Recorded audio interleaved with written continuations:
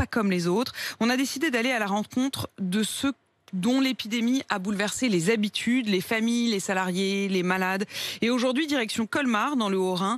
Marie Monnier-Bourdin est allée à la rencontre de Suzanne, 48 ans, hospitalisée en avril. Elle a passé 4 mois à l'hôpital, dont 18 jours dans le coma. Elle nous raconte sa vie d'après. C'est le reportage de la rédaction.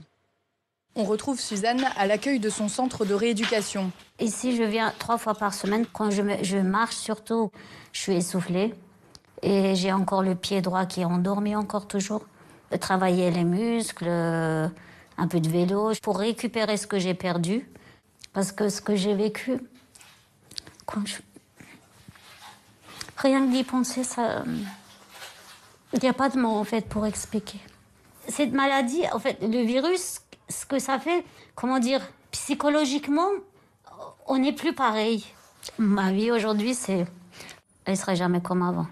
Et pour le comprendre, il faut la suivre chez elle, raccompagnée en transport médicalisé. Ah oui. Suzanne vit avec son père et sa mère dans un petit appartement à la sortie de la ville où désormais tout est nettoyé en permanence. Tout ce qui est salle de bain, WC, les poignées de porte, là je suis tout le temps en train de désinfecter. Comme j'étais malade, ce que j'ai vécu, en fait j'ai l'impression que ça va revenir de nouveau à être contaminé par le virus. On a peur de tout. Ça part pas, c'est comme ça. Un traumatisme d'autant plus fort que ses parents, eux aussi, sont tombés malades. D'abord son père, puis sa mère, intubés et transférés dans d'autres hôpitaux à l'autre bout de la France. Lui, il a été emmené sur Brest. Ma maman à Toulouse, comme moi. Ma maman, elle est toujours en rééducation. Elle est restée dans le coma pendant 2 mois. Ça fait 6 mois qu'elle est hospitalisée. Allô, ça va? Suzanne l'appelle chaque jour. Ouais, il reste pas longtemps, oui.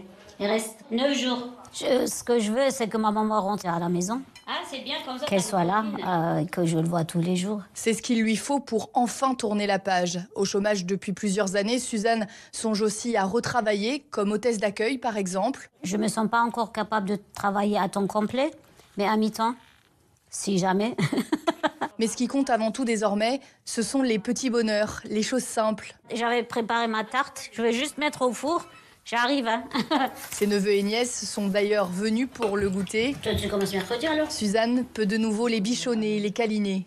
Mes priorités, c'est eux, rien d'autre. Le plus important, c'est la santé et les gens que j'aime, c'est tout. C'est le plus important. Avant de se quitter, Suzanne tient à faire passer un dernier message. J'ai voulu témoigner pour que les gens puissent se rendre compte que c'est quelque chose de grave et qu'il faut faire attention, vraiment faire attention.